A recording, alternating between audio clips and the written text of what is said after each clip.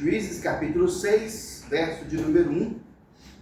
Deus escolhe Gideão para libertar Israel.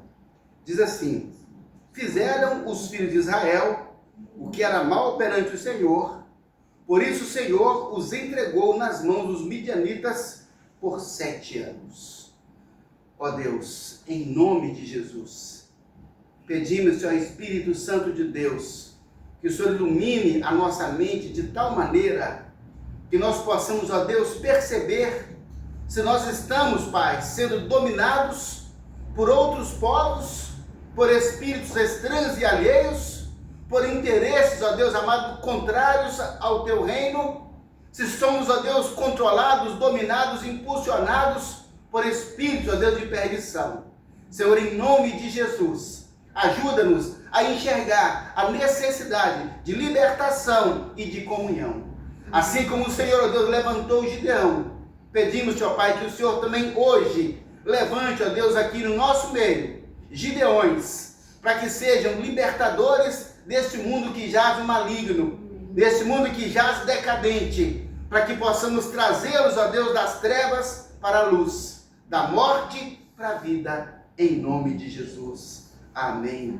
Graças a Deus. Só uma pequena recapitulação.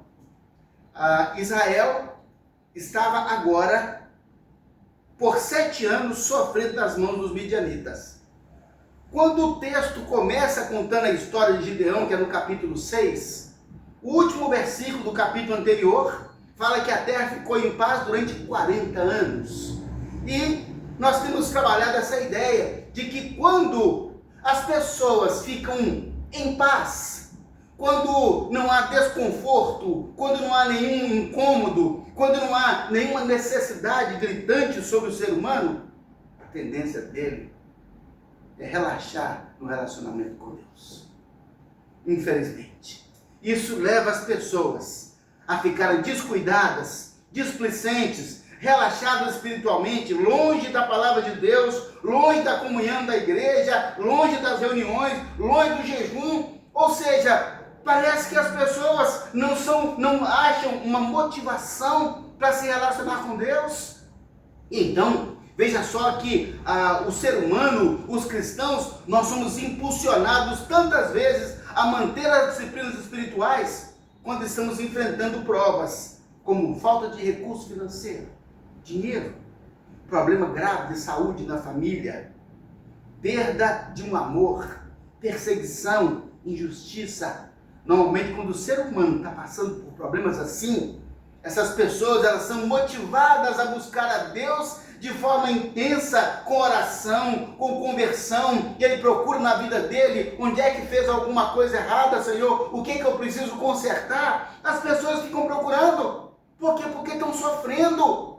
E esse sofrimento que leva as pessoas à comunhão com Deus, isso é ruim. Eu disse que atende, ao final das contas, que o ser humano vai se aproximar de Deus, mas não é isso que Deus gostaria que fosse, não é assim que Deus gostaria que acontecesse. Embora a dor nos aproxime de Deus, Deus queria que a motivação fosse o amor.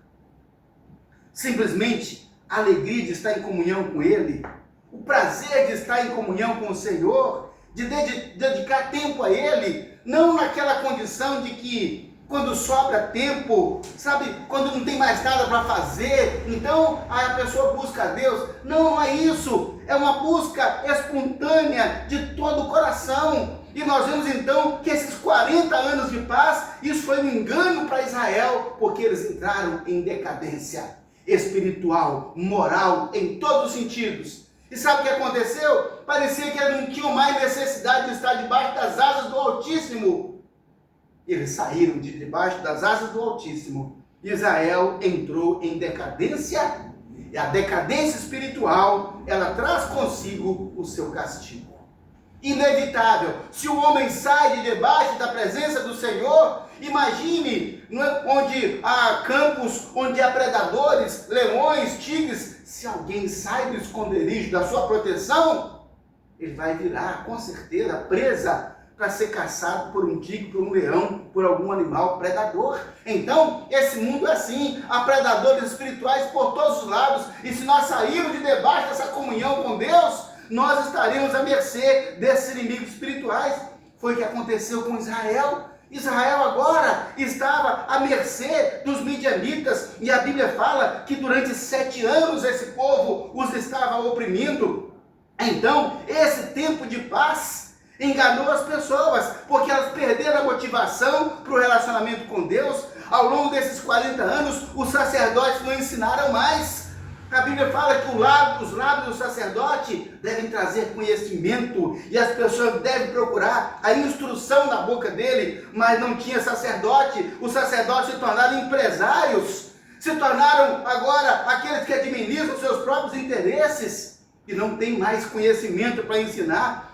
Os pais já não ensinavam mais os filhos, porque a Bíblia fala: tu inculcarás essas palavras aos seus filhos, e delas falarás assentado em casa, andando pelo caminho, ao levantar, ao deitar, atarás como sinal na sua mão, e serão por frontal entre os seus olhos, e as escreverás nos umbrais da sua casa, nas portas. Ou seja, a palavra de Deus, ela tinha que estar impregnada em todos os lugares. As celebrações religiosas não eram mais mantidas, os sacrifícios cessaram, as ofertas pacíficas não eram mais oferecidas, e os levitas se tornaram animadores, meramente músicos e não mais adoradores, porque não havia compromisso com as atividades espirituais e religiosas.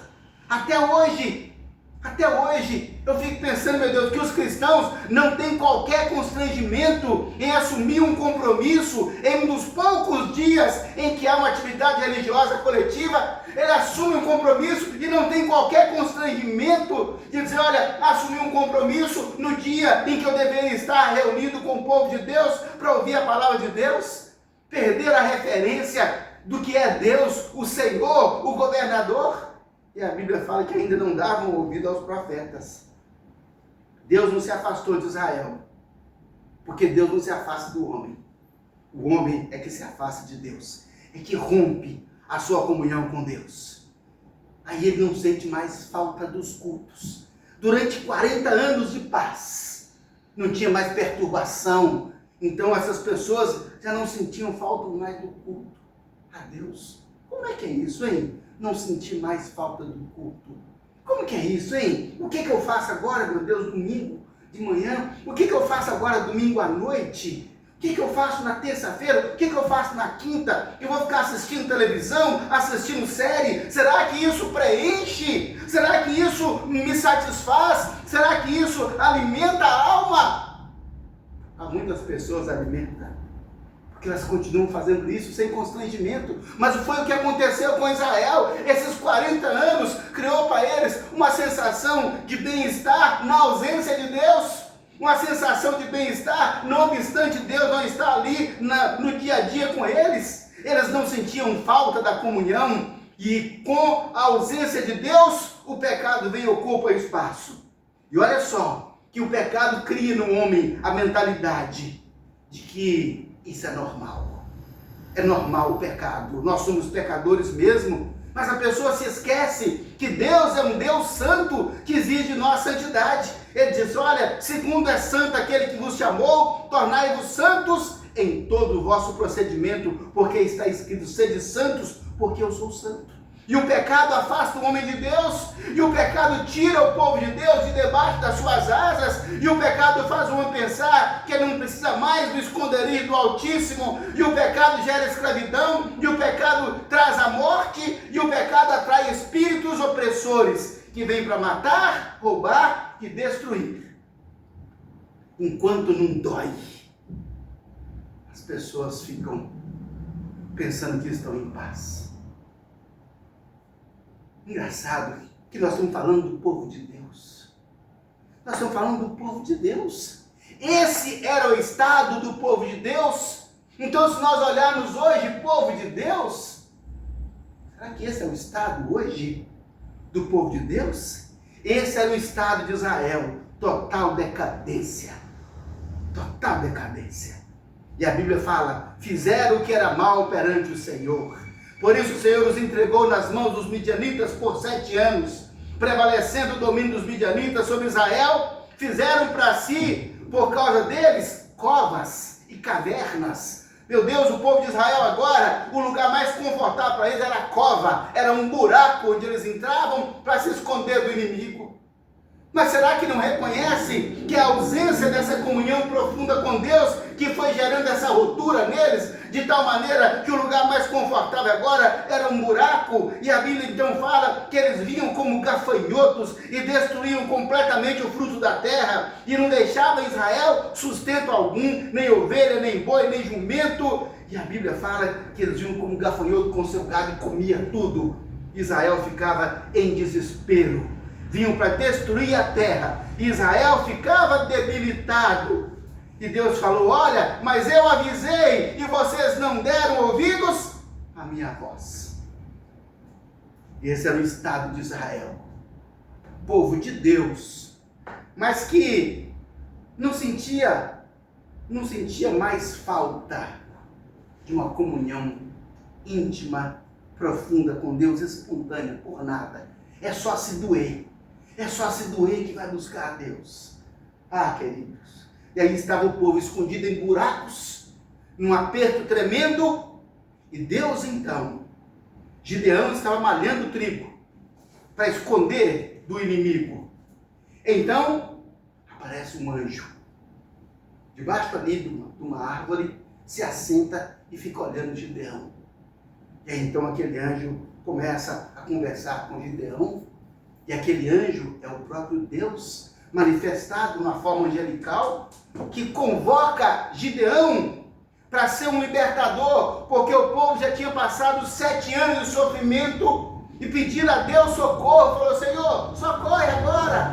Sabe, gente, olha só, quando nós reconhecemos o nosso estado de perdição e pedimos socorro a Deus, Deus socorre.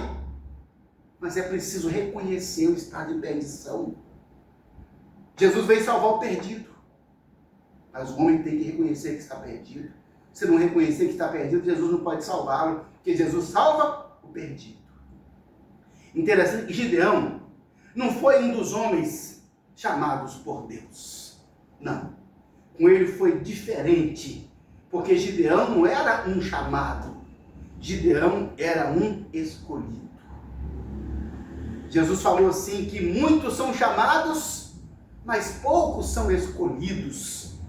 Sabe, Gideão então foi um escolhido. Como assim, hein? É porque Deus chama a todos. Quem ouve e vem, ele então acolhe para o seu reino, para o seu ministério. Mas o escolhido é como se ele não tivesse opção. É como se o escolhido não tivesse opção. Quando a Bíblia fala: fulano de tal escolhido desde o ventre da sua mãe, aquele é o escolhido. Ele não tem opção. E aí nós vamos encontrar Moisés. Moisés era um escolhido. O profeta Isaías era um escolhido. O profeta Jeremias era um escolhido. Paulo, o apóstolo, era um escolhido. Gideão era um escolhido. João Batista era escolhido. Homens que havia uma profecia sobre eles para libertar o povo. Eles eram escolhidos desde o ventre da mãe, inclusive o Sansão. Inclusive o Sansão era escolhido e que viveu uma vida com muita dificuldade na sua relação com Deus. Não pôde ser útil como os escolhidos são, porque era um homem perverso, no sentido moral e ético, e acabou então se perdendo. Sabe, queridos, a Bíblia então diz assim: então veio o anjo do Senhor e assentou-se debaixo do carvalho que está em Ofra, que pertence a Joás, a Biesrita, e Gideão, seu filho, estava malhando trigo no lagar para o colocar a salvo dos midianitas. Então o anjo do Senhor lhe apareceu e lhe disse: o Senhor é contigo, homem valente. Queridos, olha a visão que Deus tem de nós. Olha a visão, como é que Deus nos vê. Deus olhou para Gideão e falou: o Senhor é contigo, homem valente. Respondeu-lhe Gideão: ai, Senhor meu, se o Senhor é conosco, por que nos sobreveio tudo isso? E isso é feito, o que é feito de todas as suas maravilhas que os nossos pais nos contaram, dizendo: não nos fez o Senhor subir do Egito? Porém agora o Senhor nos desamparou e nos entregou nas mãos dos midianitas. Olha só, essa foi a resposta de Gideão. Mas um fato curioso que nós temos que observar nessa conversa dele com o anjo é que Gideão, ele conhecia as promessas de Deus. Sabia das promessas. E mais, Gideão sabia dos grandes feitos de Deus desde a época então da libertação do povo do Egito. Ele sabia disso, ele sabia então que há um Deus que intervém na história, um Deus que tem promessa para um povo especial. Mas, será que ele não reconhecia que ele e a casa do pai dele estavam totalmente envolvidos nos cultos idólatras a Baal? Vocês estão percebendo, meus irmãos? Esse é o problema mais grave que assola a cristandade ao longo de toda a história. É o reconhecimento que Deus é, mas ao mesmo tempo existe um relacionamento paralelo com aquilo que não é Deus, com aquele que não salva, com aquele que não dá salvação, com aquele que não tem vida. Ao mesmo tempo em que ele temia Deus, a Bíblia fala que eles temiam também Baal. Idolatria. Servia a Deus, mas eram idólatras. Queridos, esse é um dos grandes problemas da cristandade moderna, porque querem ter direito às benesses divinas, mas querem viver em idolatria. O que é idolatria? Será que é levantar um poste de Baal na nossa casa? Tudo que disputa espaço e tempo com Deus e com o seu reino é idolatria. Tudo que disputa espaço e tempo com Deus e com o seu reino é idolatria. Esse é o problema, meus irmãos. Israel estava afundado em idolatria. A própria casa do Gideão estava afundada em idolatria. Por quê? Eu creio no Senhor, mas ao mesmo tempo havia ídolos. Ao mesmo tempo havia ocupações do tempo da vida com aquilo que não glorifica a Deus e com aquilo que inclusive ocupa o lugar de Deus. Hoje, uma das grandes razões que as pessoas têm de idolatria é o trabalho. O trabalho é digno. Deus falou, olha, o homem vai viver do sol do seu rosto. Quem não trabalha, é bom que não coma, diz a Bíblia. Mas muitas pessoas estão fazendo do seu trabalho uma idolatria. Porque se eu tenho que trabalhar na hora que eu tenho que estar cultuando ao Senhor, isso é idolatria. Tudo aquilo que ocupa o espaço que eu deveria estar com Deus é idolatria. É idolatria. Esse é o problema então, ou seja, mas eu posso servir a Deus ao mesmo tempo ser idólatra. Então Deus falou com Gideão, olha Gideão, o que está acontecendo aí em Israel? Olha a situação da sua casa, Gideão. Então, queridos, essa idolatria, ela tem que ser quebrada. Essa idolatria, ela tem que ser removida. A libertação somente vem quando a idolatria é quebrada. Quando nós tiramos da nossa vida, do nosso coração, do altar da nossa vida, qualquer instrumento, qualquer atividade que faça concorrência com Deus. Queridos, Deus é muito claro em dizer, a Bíblia fala assim, buscai em primeiro lugar o reino de Deus. Deus é muito claro. Se nós buscamos outra coisa, primeiro é idolatria. É idolatria. Simplesmente é idolatria. Se a gente consegue gastar tanto tempo com aquilo que não edifica e não gasta tempo com o que edifica, que é relacionamento espontâneo com Deus, com a sua palavra, com a igreja, é idolatria. É idolatria.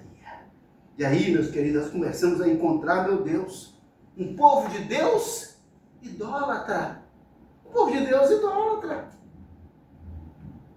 Então tem muito crente idólatra? Tem muito crente idólatra. E a gente arranja desculpas para se justificar aqui e ali com uma coisa e outra, mas lá na essência do ser, Deus sabe quem é que está no altar da nossa vida. Deus sabe quem está ocupando o primeiro lugar da nossa vida. Deus sabe. Deus sabe. que nós precisaríamos primeiro buscar a Deus em primeiro lugar, orar ao Senhor, ler a palavra do Senhor, dedicar o tempo ao Senhor, separar o tempo da nossa vida, do nosso culto a Deus. Como é que nós não sentimos falta do culto a Deus? Como é que a gente não sente saudade do culto a Deus, do louvor, da adoração, do culto? Como é que a gente não sente falta disso, saudade disso? Porque os 40 anos de paz cauterizou. Pedro fala assim que muitas pessoas têm a sua mente cauterizada. Sabe o que cauterizou? A gente queimou, perdeu a sensibilidade, não sente mais. Cauterizou. E aí começa a haver uma insensibilidade. O Espírito fala, mas a gente não escuta mais. É como a visão lá do profeta Daniel, que apareceu, dedos escreveram na parede, Mene, Tekel e Ufarsim, e as pessoas olhavam para aquilo e diziam, eu não entendo o que está escrito. Eu não entendo, porque eles não estão acostumados com aquela linguagem. Deus fala conosco uma linguagem, Deus fala conosco, e nós então precisamos entrar em sintonia com Ele, porque aí nós vamos entender o que Deus fala. Aquelas pessoas não conseguiram ler porque não estavam acostumadas a ouvir a Deus, não estavam alinhados com Deus. A mente deles não era a mente divina, então aquilo que Deus falou é enigma, não está falando nada comigo. Precisamos, sabe, queridos, nos ajustar com Deus e quebrar o altar de Baal. Deus chamou o Gideão. E o interessante é que a primeira missão, a primeira atitude que Deus exigiu de Gideão foi, naquela mesma noite, lhe disse o Senhor, toma um boi que pertence a seu pai, a saber, o segundo boi de 7 anos, e derruba o altar de Baal, que é de seu pai. O altar de Baal era do pai dele. Derruba o altar de Baal e corta o poste ídolo que está junto ao altar. Edifica ao Senhor teu Deus um altar no cimo deste baluarte, em camadas de pedra, e toma o segundo boi, e o oferecerás em holocausto com a lenha do poste ídolo que vieres a cortar. Ah, queridos, olha só, quer dizer que a primeira atitude, a primeira ordem que Deus deu a Gideão é: derruba o altar de Baal.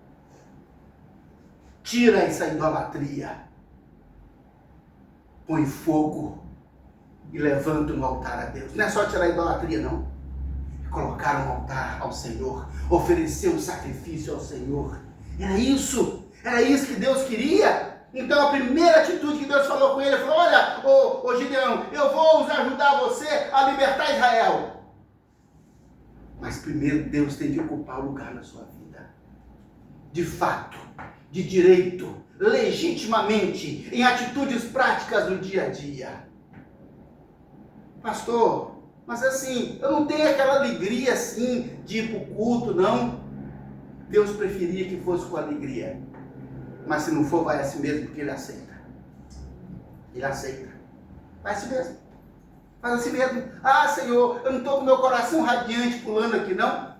Vai assim mesmo, Deus aceita. Vai assim mesmo, porque Deus aceita. Então, o anjo do Senhor continuou falando com Gideão.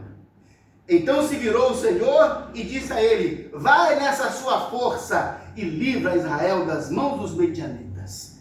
Quer dizer, primeiro derruba o altar, derruba o poste ídolo, e agora vai nessa sua força e livra Israel dos medianitas. Porventura não te enviei eu? Então ele disse: ai, meu Senhor, como é que eu livrarei Israel? Eis que a minha família é a mais pobre em Manassés, e eu sou o menor da casa do meu pai. Meus irmãos, como é que nós nos vemos? Como é que nós nos vemos? Quando nós olhamos no espelho, o que é que nós vemos? Como é que nós nos enxergamos?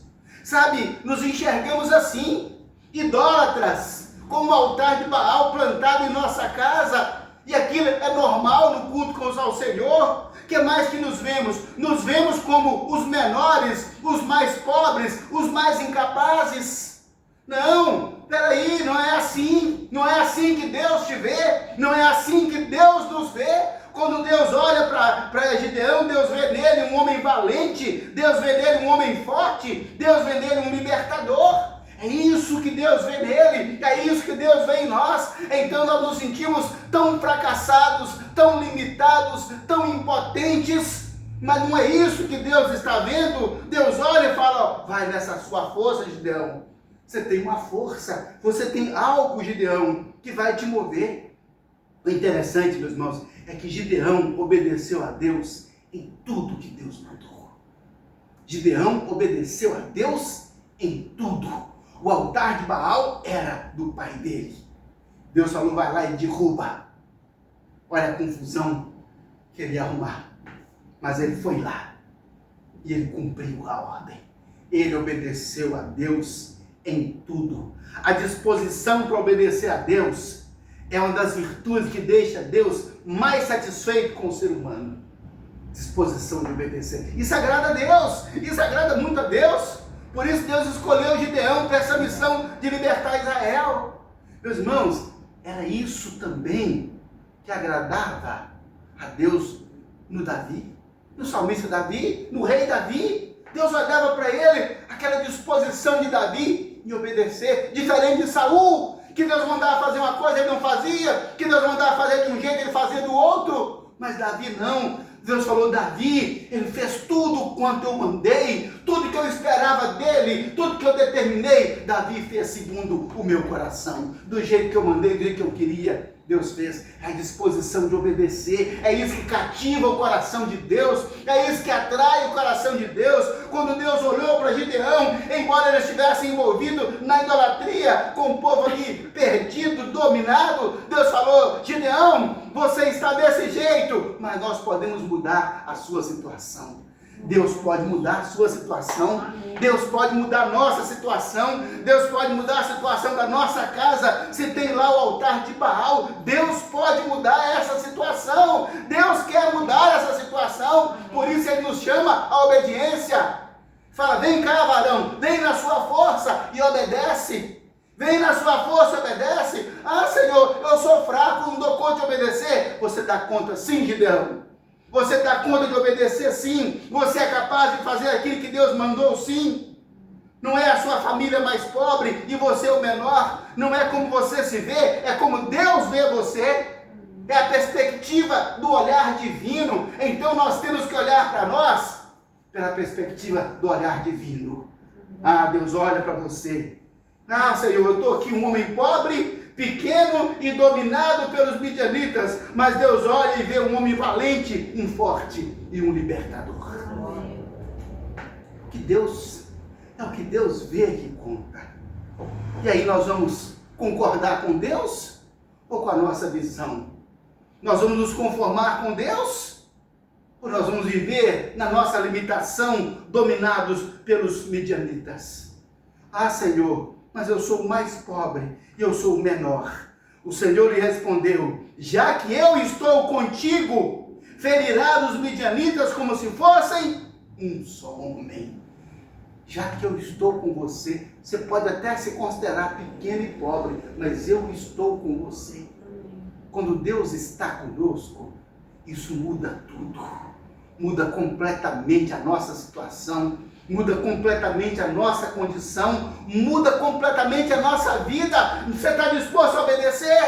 Você está disposto a obedecer? O seu desejo é obedecer? Então, se nós queremos, se nós obedecemos ao Senhor, isso vai fazer toda a diferença. Ele diz: olha, eu que estou te mandando, eu estou contigo, eu estou contigo. Você vai ferir os midianitas como se fosse um só homem. Era uma multidão como gafanhoto que cobria a terra. Ele diz: você vai feri-los como se fosse um homem só. Você entende isso? Queridos, Deus chama a obediência. É isso que Deus quer. E muitas vezes, queridos, a obediência não é o mais fácil, é o certo.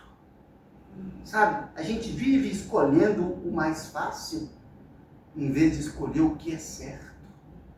Deus manda fazer o que é certo. E o que é certo é muito mais difícil. Muito mais difícil. Mas esse é o caminho pelo qual Deus vai libertar o povo de Israel. Esse é o caminho pelo qual Deus vai libertar o nosso povo, o povo dessa terra, os cristãos que estão aqui, meu Deus, durante 40 anos, iludidos por uma falsa paz, iludidos por uma ideologia pacífica, que é mentirosa, que na verdade conduz o homem à perdição, e as pessoas só vão perceber quando a faca do medianita chegar no pescoço, que já está no buraco, escondido, para onde mais vai? Deus está contigo, isso muda completamente tudo. Nesse nosso mundão, há muitas pessoas oprimidas, no mesmo estado que estava Israel. Há muitos cristãos em idolatria, ao mesmo tempo querendo que Deus os abençoe e os livre do inimigo, mas da idolatria. A saída para essas pessoas, muitas vezes ele pensa que é uma cova, que é furar um buraco, que é a morte. Não. Deus olha para a terra em busca de homens como Gideão. Homens fortes, valentes e obedientes para libertar os oprimidos do diabo. Deus olha. Deus olha.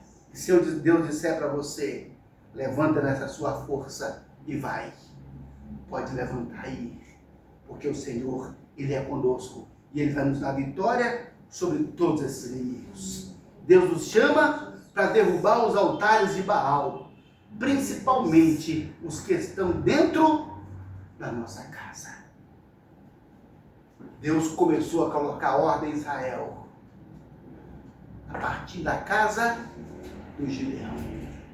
Foi o escolhido, foi o chamado, foi lá que Deus colocou ordem. Se nós queremos levar a verdade, se nós queremos levar a luz, levar a salvação, tem que começar na nossa casa.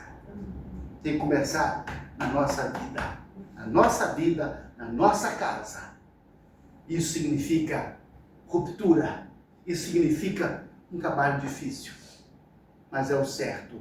É o que Deus espera de nós. Aí sim, os midianitas, os moabitas e os povos do Oriente, se eles levantarem contra nós como uma multidão de gafanhotos, eles não poderão nos vencer, porque o Senhor já nos libertou deles em nome de Jesus. Essa é a vontade do Senhor, libertar Israel.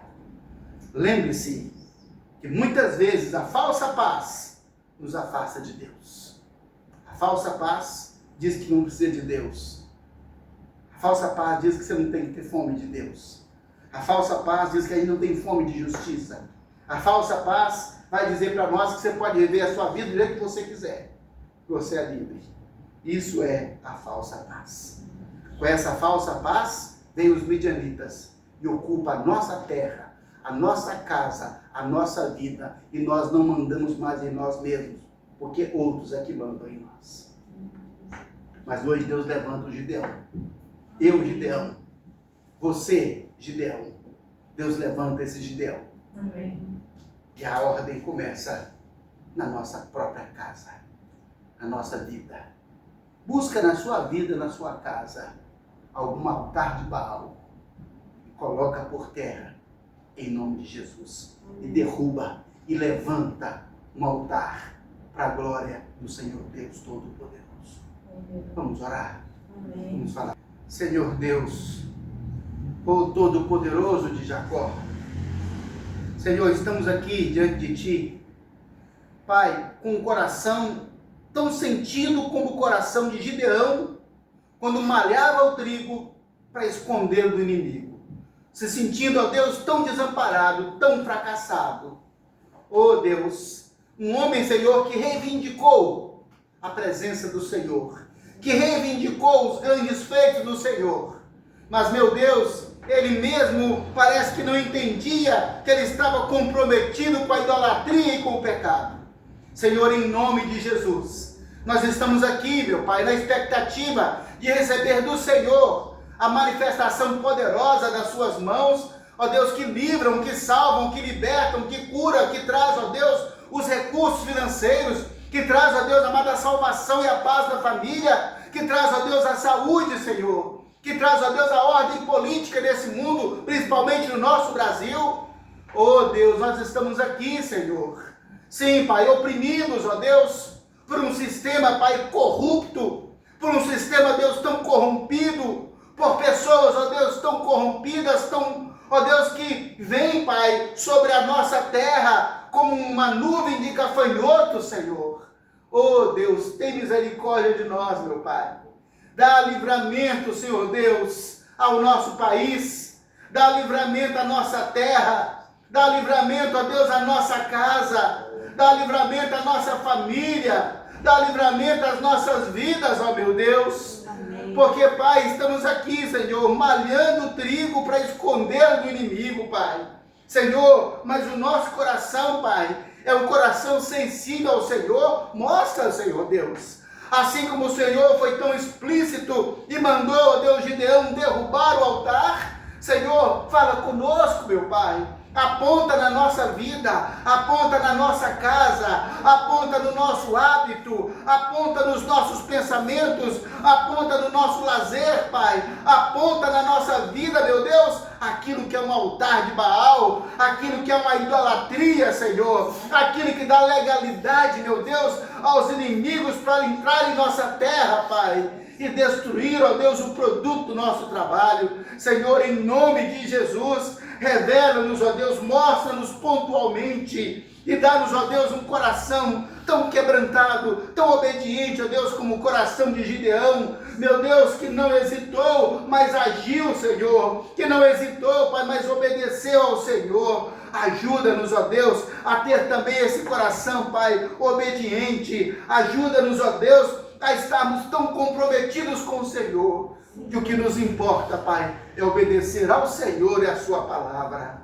Oh Deus, Senhor, quantas famílias aqui estão representadas, quantas famílias agora, meu Pai, acessam, Senhor, essa reflexão bíblica e essa oração. Pai, em nome de Jesus, leva-os, ó meu Deus, leva-os, ó Deus, a um confronto, Pai, a um confronto, ó Deus, com o seu próprio estado espiritual. Leva-os, ó Deus, a um confronto, ó Deus, com as suas próprias escolhas. Leva-os, ó Deus, a um confronto, Pai, com essa falsa paz, ó Deus, que é trazida, ó Deus, dando ao homem tanta liberdade, Pai, para se perder. Ó Deus, em nome de Jesus. Ó Espírito Santo, desperta a sua igreja, aviva a sua igreja em santidade, em poder, em virtude, para que possamos nos levantar, ó Deus, e libertar essa terra, Pai. Oh Deus, começa em nossas próprias vidas, Senhor, começa em nossa própria casa, Pai.